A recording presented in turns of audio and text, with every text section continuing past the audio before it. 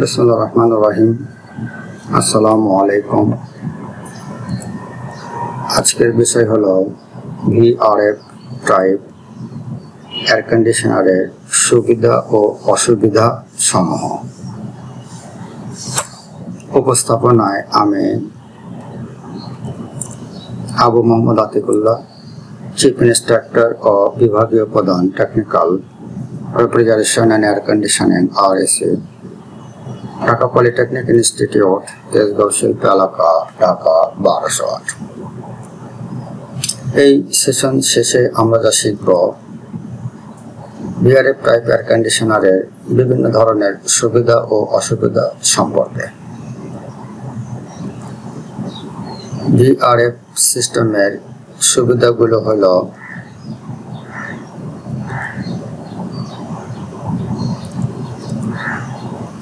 একাধিক জোনে কুলিং বা হিটিং সুবিধা, 2 এনার্জি সেভিং বা বিদ্যুৎ সাশ্রয়ী, 3 অত্যন্ত নীরব বা low noise operation, 4 flexible installation, 5 smart control বা BMS ইন্টিগ্রেশন, 6 কম মেইনটেনেন্স প্রয়োজন, 7 কুলিং ও হিটিং দুই সমর্থন করে, 8 দীর্ঘস্থায়ী ও নির্ভরযোগ্য,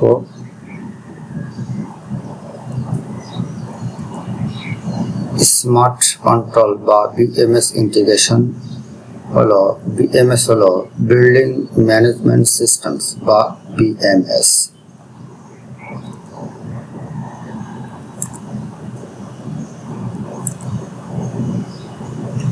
এনার্জি এফিসিয়েন্সি বা EE, রেফ্রিজারেন্ট শুধু প্রয়োজন অনুযায়ী প্রবাহিত হয়, তাই বিদ্যুৎ খরচ কম হয়।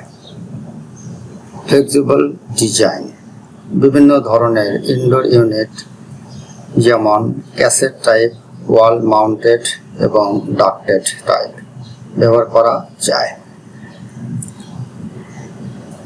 ইন্ডিভিজুয়াল কন্ট্রোল, প্রতিটি কক্ষে আলাদাভাবে তাপমাত্রা বা টেম্পারেচার নিয়ন্ত্রণ করা যায়। নীরব অপারেশন, ইনডোর ইউনিট অনেকটাই নিঃশব্দে কাজ করে।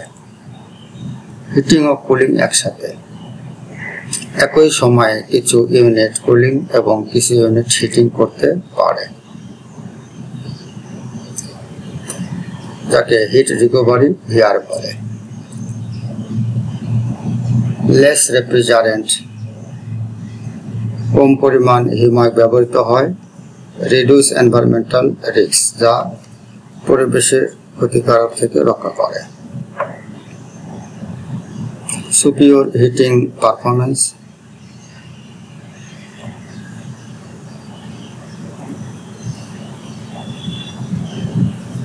যার কারণে ফয়েল বা ফসিল ফয়েল ব্যবহৃত কম হয় না। এক্ষেত্রে হিটিং পাওয়া যায় কোনো ফসিল ফয়েল ইউজ না করে।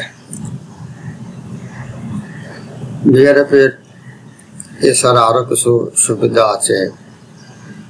কস্ট সেভিং হবে, রিলায়েবিলিটি বা নির্ভরযোগ্যতা আছে, কমফোর্ট বা সান্ত্বনা, ফ্লেক্সিবিলিটি, কনভেন্স, এই মোট 5টা আছে আপাতত দেখা যায়। কস্ট সেভিং এর ক্ষেত্রে যেগুলো আমরা দেখি, enlarge heat exchanger, optimize refrigerant path, high efficiency IGBT, and 90 cc chamber with triple coil squirrel, 9 release valve, active AI pressure control।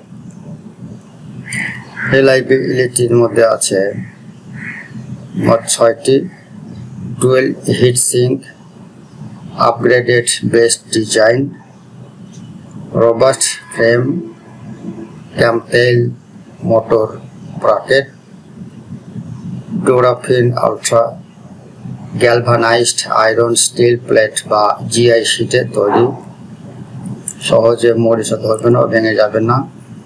কমফোর্টের মধ্যে আছে advance plus injection compressor, plus injection, optimise DSH control, triple profile squirrel, active AI defrost, rotational defrost operation, active AI pressure control, multi-selection fan, with operation, diffuser type discus plenum, camtail motor bracket, endless heat exchanger.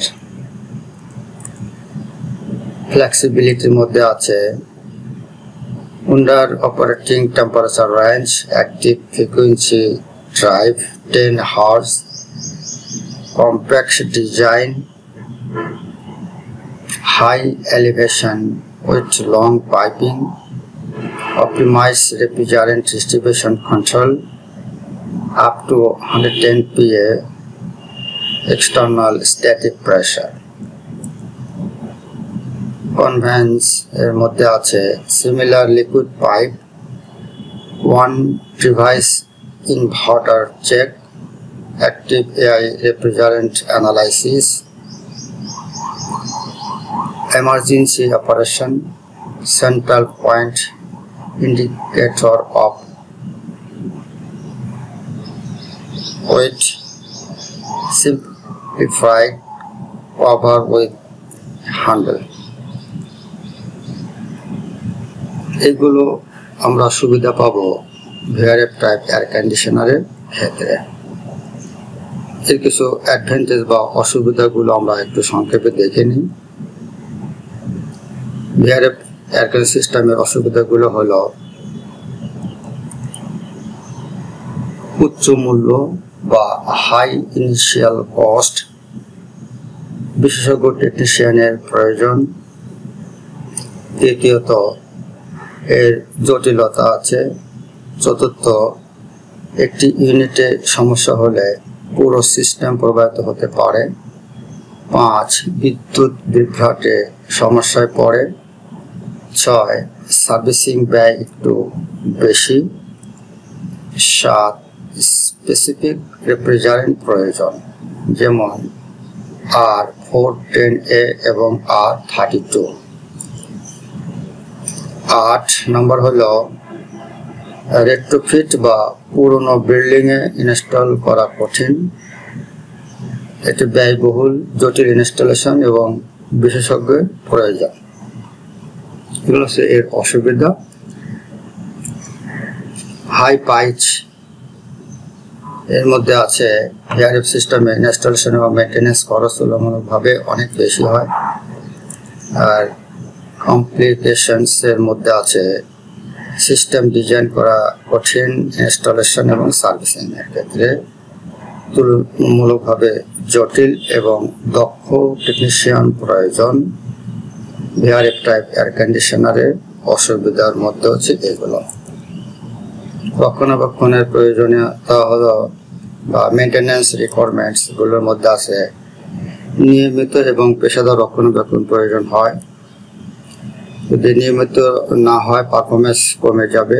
বিদ্যুৎ সরবরাহ নির্ভরতা, power supply dependency, হঠাৎ বিদ্যুৎ বিভ্রাট বা voltage fluctuation হলে VRF type air কন্ডিশনারের ইউনিটের ক্ষতি হতে পারে বা ক্ষতি হয়। আংশিক ডাউন হলে সম্পূর্ণ সিস্টেম প্রভাব পড়ে। বড় VRF ইউনিটের কোনো বড় সমস্যা হলে অনেকগুলো ইনডোর ইউনিট একসাথে বন্ধ হয়ে যেতে পারে। সার্ভিসিং খরচ একটু বেশি, ছোটখাটো সমস্যা সারাতেও VRF ইউনিটে তুলনামূলকভাবে বেশি। লম্বা পাইপিং লেআউটের সীমাবদ্ধতা, limitation of long piping layouts. যদিও VRF অনেক দূর পর্যন্ত পাইপিং সাপোর্ট করে, কিন্তু অতিরিক্ত দূরত্বে পারফরমেন্স কমে যেতে পারে। VRF এসির অসুবিধাগুলো আমরা দেখছি। আর নির্ভরতা দক্ষ টেকনিশিয়ানের উপর reliance on skilled technicians. সাধারণ টেকনিশিয়ান দিয়ে মেরামত বা সার্ভিসিং করা কঠিন। 9 এক অংশের সমস্যা হলে পুরো সিস্টেমের উপর প্রভাব পড়ে। আউটডোর ইউনিটের সমস্যা হলে অনেকগুলো ইনডোর ইউনিট একসাথে বন্ধ হয়ে যেতে পারে। এই পাঠ সম্পর্কে যদি কোনো প্রশ্ন থাকে তাহলে ইমেল করুন। ইমেল ঠিকানা হল আর ক্লাসটি পুনরায় দেখতে ভিজিট করুন। ইউটিউব লিংক হল। পরিশেষে ধন্যবাদ সকলকে। Thank you for all. ধন্যবাদ।